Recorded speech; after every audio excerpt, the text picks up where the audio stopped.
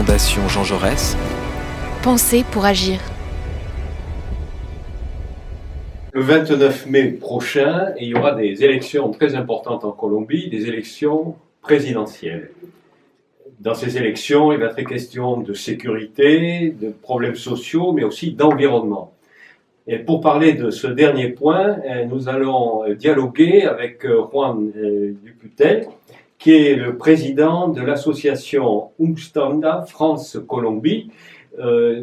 Donc ma première question sera, si vous voulez, nous décrire, nous expliquer un peu quels sont les objectifs de cette association Umstanda. Qu'est-ce que ça veut dire d'abord, France-Colombie? Alors l'association, elle a été créée en 2018 à Fontenay-sous-Bois. Et le but, c'est de faire connaître la Colombie, la biodiversité de la Colombie. La biodiversité. La biodiversité. Et faire connaître la Colombie autrement. D'accord. Et qu'est-ce que vous avez eu comme action? Qu'est-ce que vous avez mené comme action particulière? C'est vrai que très vite, il y a eu le coronavirus, donc c'est oui, très favorable. On n'a pas eu trop de chance pour les activités associatives, mais qu'est-ce que malgré tout vous avez pu faire pendant toute cette période? Alors, nous sommes très actifs dans la ville de Fontenay. Nous organisons des balades dans le département, donc dans les Val-de-Marne et dans Paris. Et on fait des expositions et des conférences autour de la biodiversité. On essaie de montrer l'importance des écosystèmes colombiens à travers le monde et expliquer en fait l'importance de protéger les forêts sèches, les forêts humides de la Colombie. Il y a également parmi vos activités le cinéma, donc on va en parler un petit peu plus tard. Donc vous avez réalisé, je crois, un documentaire sur les problèmes de l'eau à Bogota, donc on va en parler un petit peu plus tard. Donc je voudrais revenir sur l'élection présidentielle. Donc c'est une élection importante, mais est-ce que la défense de l'environnement occupe une place, je dirais pas centrale, il y a tellement de problèmes en Colombie, mais quand même, est-ce qu'elle a sa place dans la campagne électorale? En tout cas, la plupart des candidats ont compris que les questions de l'environnement sont très importantes et du coup, il y a des propositions qui visent plutôt les jeunes. C'est vrai que presque un tiers de la population colombienne a moins de 35 ans. Donc, du coup, il y a des propositions, mais elles ne sont pas très intéressantes parce qu'il n'y a pas les moyens déjà pour les mettre en place. Notamment au niveau de la transition énergétique, on n'a pas assez de moyens pour les mettre en place, pour nous passer du charbon, pour nous passer du pétrole. Et voilà, on n'a pas d'énergie nucléaire, on dépend entièrement des centrales hydroélectriques. Et du coup, avec les phénomènes del Niño et de la Niña, on a des variations très importantes au niveau énergétique. Et du coup, sur le régime des pluies, voilà. Parfois, on a des périodes voilà, où il y a des sécheresses incroyables, de plus en plus accentuées par les changements climatiques. Donc on est obligé d'acheter de l'électricité à nos voisins. D'un point de vue de ressources énergétiques, en Colombie, j'imagine qu'il y a de l'hydroélectricité, il y a du pétrole et il y a aussi du charbon. Je crois qu'il y a la plus grande mine de charbon au ciel ouvert du monde. La Guajira, la mine des Cerrejón. Mais du coup, la plupart du charbon que nous produisons, qui est extrait de façon légale et illégale, c'est exporté. On garde très peu. C'est exporté vers quel pays? Vers l'Europe, l'Allemagne. D'accord. L'Allemagne en ce moment. Bon. Est-ce que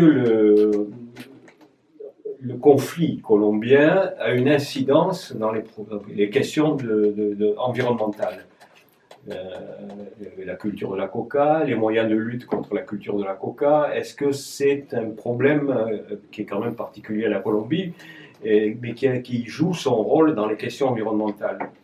Mais en effet, c'est vrai que nous avons des aides des États-Unis, des aides qui sont conditionnées en termes d'éradication annuelle, donc des kilomètres carrés d'hectares de coca éradiqués, mais du coup, ce n'est pas assez. Donc, il y a eu à un moment donné l'éradication manuelle des plantes de coca, donc ça n'a pas marché.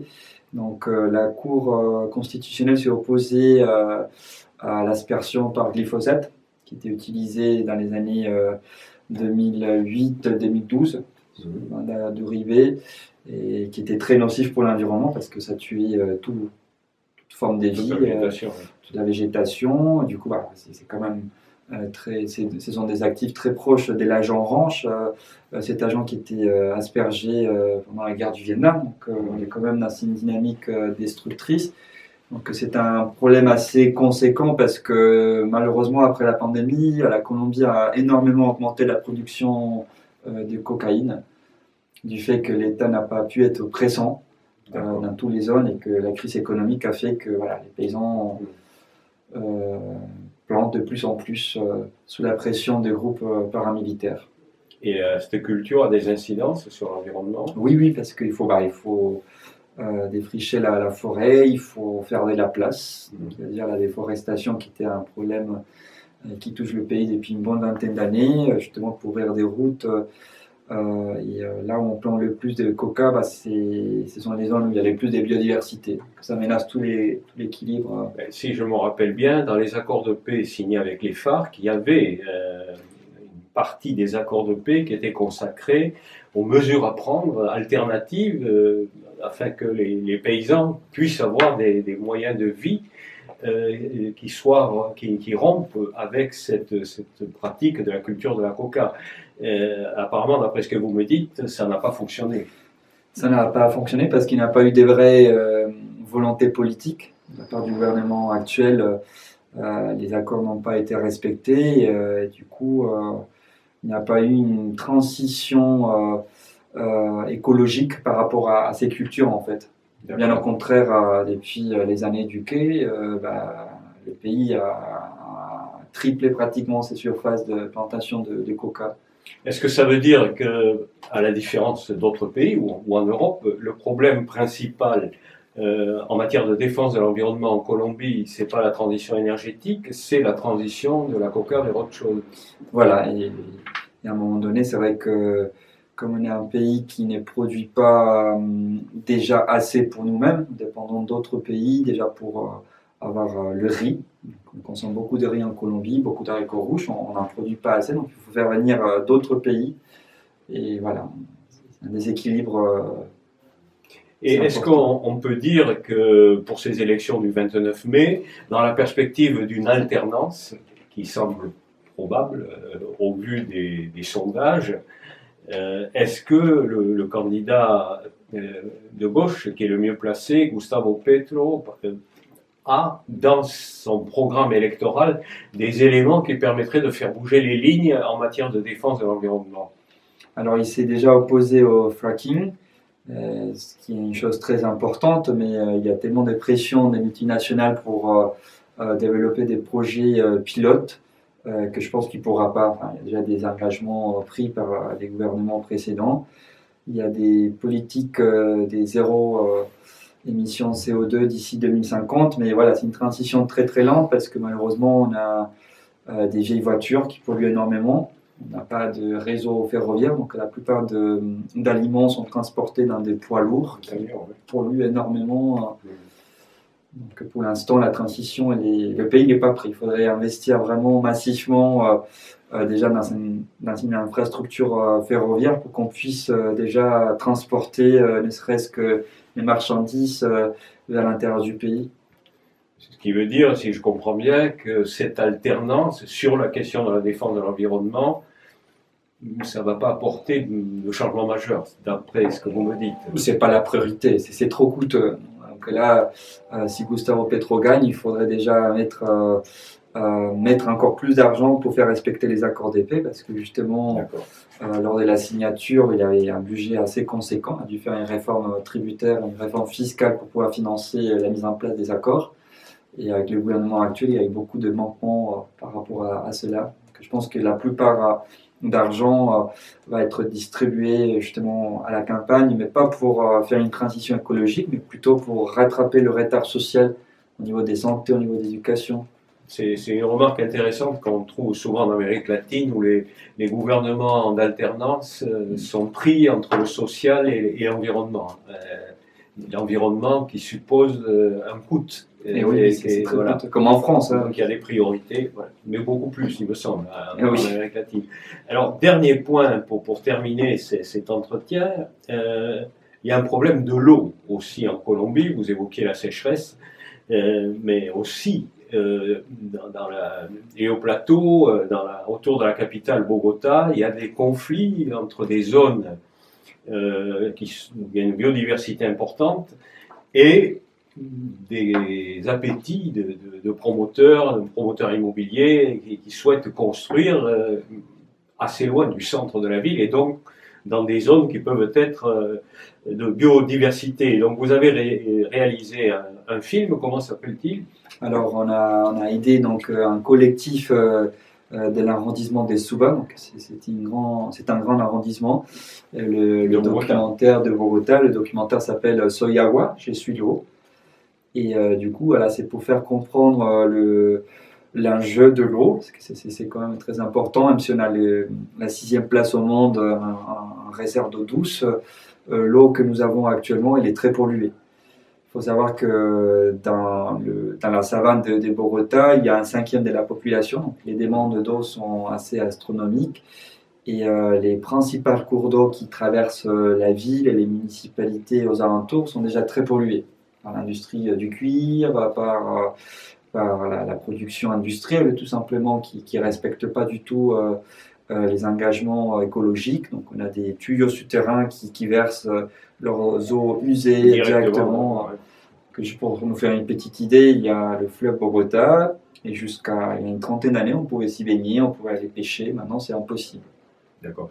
Et au niveau des municipalités, il n'y a pas eu d'action particulière, soit une législation de protection de l'environnement, soit la construction de réseaux, d'égouts, etc. Qu'est-ce qui s'est passé ces 20 dernières années ou ces 30 dernières années de ce point de vue-là, sur l'assainissement? Alors, il y a beaucoup des problématiques par rapport à l'eau. L'eau qui est consommée actuellement à Bogota descend de Paramo, qui est la haute montagne. Donc, on est à 2600 mètres et aux alentours de Bogota, on a la haute montagne. Donc, par pression, on fait venir cette eau qui descend directement de la montagne. Mais l'eau qui traverse la ville est déjà très très polluée. Et donc, qu'est-ce qui s'est passé? Il y a eu beaucoup de corruption. Et depuis une dizaine d'années, Veolia travaille dans une grande station d'épuration pour traiter l'eau usée. Il faut plusieurs centrales, on est quand même une ville de 10 millions d'habitants, mais malheureusement, voilà, on n'a pas eu assez des moyens pour pouvoir mettre ça en place. Et puis, la centrale ne fonctionne pas mais elle n'est pas assez puissante pour autant de personnes. Et malheureusement, au niveau local, au niveau des arrondissements, il n'y a pas assez des sanctions. Il faudrait passer aux sanctions économiques. C'est très léger. Et là, le film, il parle de quel problème particulier concernant la pollution de l'eau? Alors, il faut se rendre compte que Bogota était comme Venise, en fait, c'était un grand lac. Il y avait quelques millions d'années la mer qui s'est asséchée, quand il y a eu l'ère des glaces qui a aplati pratiquement cette partie des Andes. Donc, Bogota est située sur une savane, et donc dans ces savanes, il y avait des zones humides assez importantes, en fait. Et les 40 dernières années, on n'a fait que assécher de plus en plus toutes ces zones humides. Et quelle est la principale conséquence? Lors des saisons des pluies, la moitié de Bogota est sous l'eau. Parce qu'on n'a pas assez d'infrastructures déjà pour évacuer les eaux usées, les eaux de pluie. Donc les personnes les plus vulnérables, ce sont les personnes qui sont inondées. Et les eaux ne peuvent plus s'écouler si la surface est asphaltée ou cimentée. Ça part pas. Et là, dans ce quartier, qu'est-ce qui s'est passé dans cette région de Bogota que l'on voit dans le film? Donc ça, c'est l'un des rares zones humides qui a été protégée par les habitants, en fait. C'est fou qu'en Colombie, ce soit les habitants qui s'ébattent contre le gouvernement, contre les autorités pour pouvoir défendre l'environnement. Et du coup, ce qui s'est passé, c'est que sous les mandats d'un enjeu politique majeur, donc on a décidé de construire une urbanisation dans une partie de la zone humide, en fait. Une partie des transitions entre cette zone humide et le fleuve de Bogota. Et on a construit des tours d'immeubles, en fait, contre la volonté des habitants qui voulaient réserver cet espace pour les oiseaux, pour les protéger. Et le film raconte l'histoire de cette bataille. Voilà, bataille qui est allée jusqu'à la cour des justices, mais qui n'a pas abouti. Et d'ailleurs, à l'époque donc, de Gustavo Petro, il a dû déclarer un péché parce qu'il y avait trop d'enjeux personnels et politiques pour pouvoir trancher, pour pouvoir laisser cet espace libre. Et où est-ce qu'on en est aujourd'hui? Malheureusement, il y a eu cette construction et la plupart des zones humides comme celle-ci commencent à rétrécir de plus en plus, ce qui est grave pour l'environnement. Bon, écoutez, on va terminer sur cette conclusion qui est un peu pessimiste on va suivre quand même le résultat des élections et essayer d'avoir des motifs d'espérer s'il y a une alternance le 29 mai. Et oui. Merci. Merci à vous.